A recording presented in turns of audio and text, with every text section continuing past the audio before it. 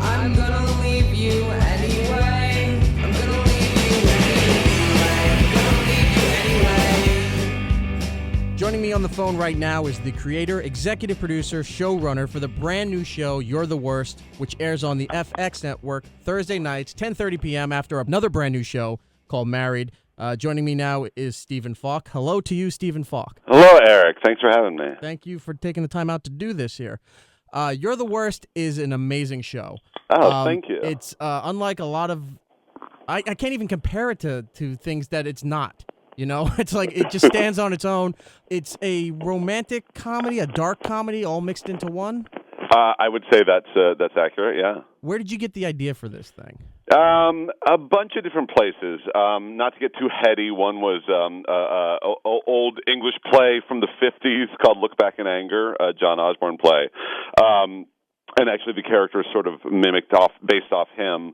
But then going from there, both getting divorced and having sort of a weird crash landing back into the dating scene, also having a bad experience doing a show running a show for NBC, then also sort of just my love of romantic comedies and kind of wondering what happened to the genre and wondering if perhaps it needed to be updated a little bit. I always loved that show Mad About You when I was growing up and thought that it was sort of time to do something like that. But I also am a big fan of British sitcoms. I think they get away with a lot more sort of tonally dark things. People are allowed to be kind of shitheads, and yet we root for them still. And I think American television often has this weird taboo, this sort of fetish about good behavior, about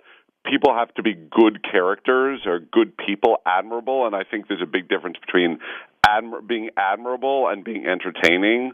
You know, you certainly don't think of Al Swearingen or Tony Soprano as admirable people, but they're entertaining. And so I sort of poured all those things into a big pot and took my, brimming resentment and my good experience on Orange is the New Black and what I learned from that and sort of put it into a pot and baked it, and that's what airs on Thursday nights. Now, Chris Greer, who plays Jimmy, I know you said it was based off of Look Back in Anger, but is there also sort of a almost like a Young Ones feel to what he's doing? I love the Young Ones, and again, I sort of grew up. My parents were Anglophiles. I grew up on British television, but I wouldn't say that I took the late great Rick Maytal or any of those people directly. But I think that's just sort of his natural cadence of his voice is sort of fits in with that character and the Young Ones. But I actually didn't write him as British, so that's all him. That's all happenstance. I wrote him as American, gave him this pretentious name, Jimmy Shive Overly, and happened to then find this actor, Chris Gere, and I was like, holy shit, I actually wrote a British character and didn't even know it. And it's perfect. Because, British people like Hugh Grant admitting he got a blowjob on Sunset Boulevard while he was married to Elizabeth Hurley, they're allowed to say and do horrible things, but they have this sort of floppy-haired charm that they can get away with it the way that us poor American men cannot. So it was sort of a lucky happenstance. Now, you said you had some resentment towards the industry, but you also mentioned a positive being Orange is the New Black. You were the co-executive producer for both seasons? Or No, just season 2. I joined for last season. Does it look like there'll be a season 3 on this? There is. They're shooting right now. Are you part of that? No, because I'm doing this. Gotcha. Sadly. So I'm still friends with them all, and I hear daily dispatches and get gossip, but no, I can't write on season 3. And, but maybe if this fails, I'll go right on season 4. We'll see. Moving on to another project that you worked on, Next Caller, that starred Dane Cook and Jeffrey Tambor. Yeah. I got to see the pilot episode, but it never made it to air. How come? No.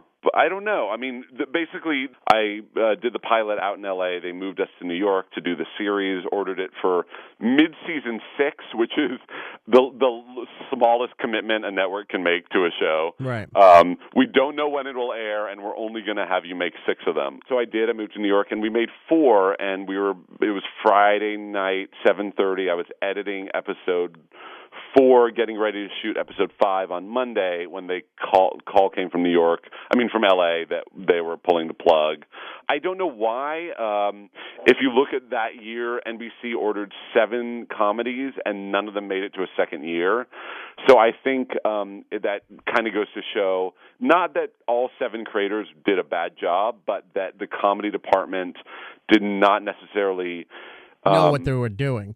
I wouldn't say know what they were doing, but maybe weren't on the same page as the upper management. Right. And another mid-season Save Me also got sort of the plug pulled.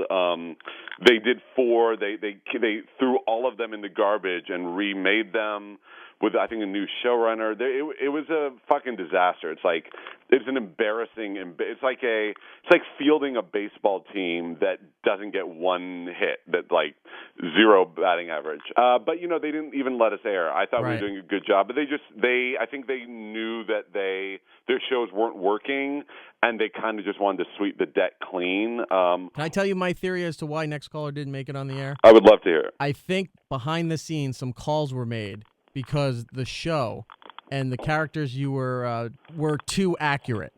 Jeffrey Tambor's character was too perfect. He didn't have a standing desk, though. That's a little inside. But let me ask you about Dane Cook's character, who was playing the grumpy talk show host. Who was that based on? Because we have some theories. I'd like to hear your theories. We think it's a combination of both Opie and Anthony.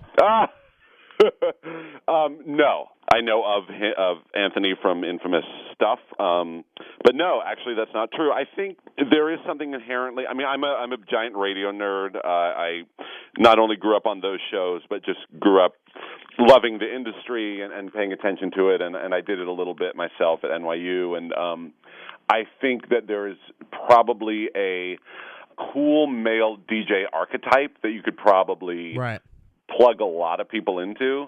But no, he wasn't necessarily based on any one person, I don't think. I'm talking with Stephen Falk, the creator, executive producer, writer, showrunner. You're doing everything for this new show, You're the Worst, on FX. Thursday nights, 10:30 on FX. I do have to ask you a question about Aya Cash. Yeah. Aya Cash was in Wolf of Wall Street. Is that where you discovered her, or? No. Aya Cash, who plays Gretchen Cutler in the show, she... I was just made aware of her through the normal casting pool. Like, she came in, so 2 years ago for Next Caller, I met with her because she was too fancy to audition, because she had just come off a show called Traffic Light, which was on Fox, which I don't think I ever saw. But no, I've never heard of it. Yeah, it was a one and out, but we met. And I really liked her. She was a theater actress. She was very smart. She was from the Bay Area, where I'm from also. Walked to my car. I was like, oh, I love this chick. I want to, cast her. And I read, I picked up my phone and read that she'd been casting Greg Daniels of The Office's new show, Friday Night Dinners. But that luckily did not go past pilot. So she was available, and she came in and read for me. And I loved her, and that's how I became aware of her. And then I started, once I cast her, I started seeing her in theater every time I was in New York, because we had sort of a long process. And then she did her arc on News Radio, and then Wolf of Wall Street came out. So it's sort of Aya Cash tsunami happening, and I'm lucky to have gotten her at the beginning of it. Well, I have to, applaud you for the fact that Aya Cash played Leonardo DiCaprio's assistant in Wolf of Wall Street, if you don't remember, the redhead who was giving Leo and Jonah Hill a lot of shit in the office there. In a movie where every girl was pretty much naked throughout the entire movie, and she wasn't, you got her on this show to be completely naked. I did, yeah. It's weird. As I was saying about Weeds, I was very proud to have these nude scenes, because I figured I'm writing on Showtime or even on Netflix for Orange is the New Black. Let's use it. Let's depict some sex, because sex is fun and people like watching it, and also there's a lot of story to be generated out of it. But at the same time, and it's sort of boring to hear, but it's really, sex scenes are not fun to shoot, and everyone's uncomfortable, and I feel very protective of my actors. So Okay. I'm psyched that we have a giant scene in the pilot that kind of is an accurate and funny version of a hookup. And it's very kind of graphic for basic cable, as a lot of people have pointed out, but it's definitely about the story and the fact that it's also a hot chick getting naked is a fun byproduct. Chris is an author in the show playing Jimmy. His book, Congratulations, You're Dying, is not selling well in the literary world as far as the show goes. Do we find out what the book entails, and will we explore the book more? I don't know. We won't in this season.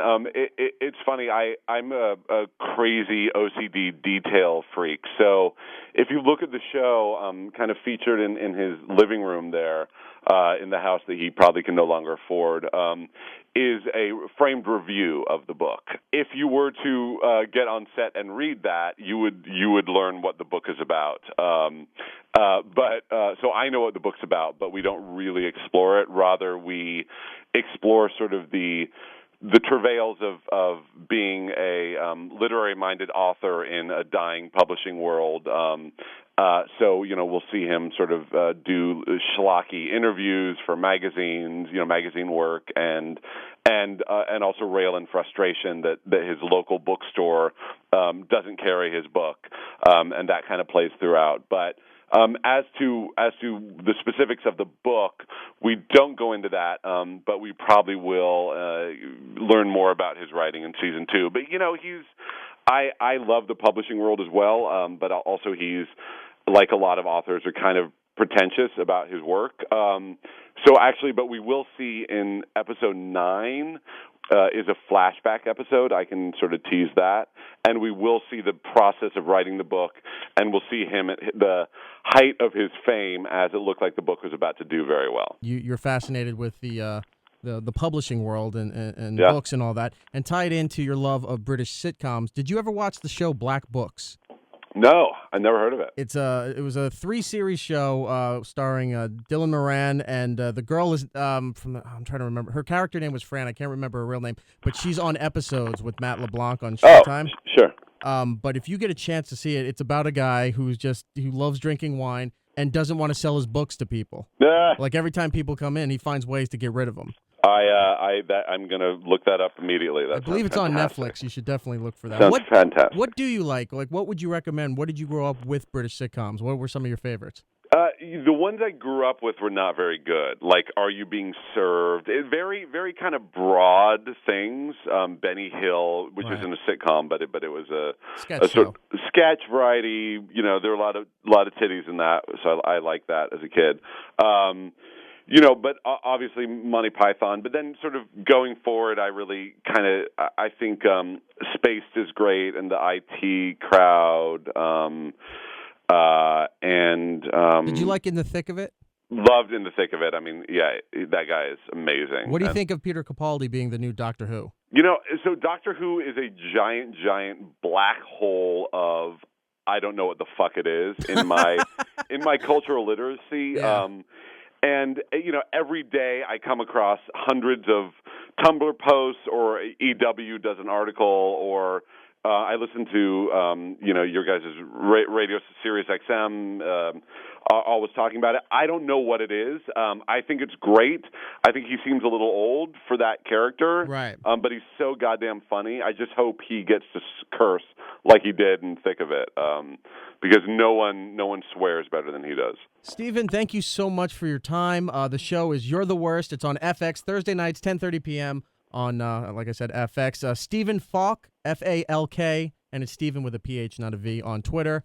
Anything else that we didn't get to that you want to mention, or are we all good? I think we're all good. No, just that I love what you guys are doing. I think I'm just such a huge fan of Sirius XM, and when I was writing the show, I spent a lot of time up there as a spy.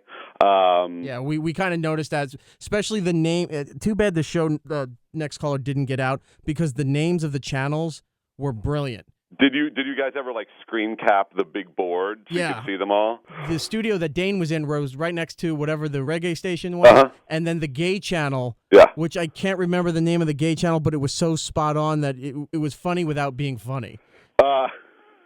I took great pride in that. I really wish it could have seen the light of day. But someday I will send you guys more detail because I just had a kick. And anyway, thanks so much. Love what you guys are doing, and I hope to see you in the flesh sometime. Thank you so much, man. Thank Take you. care. Bye.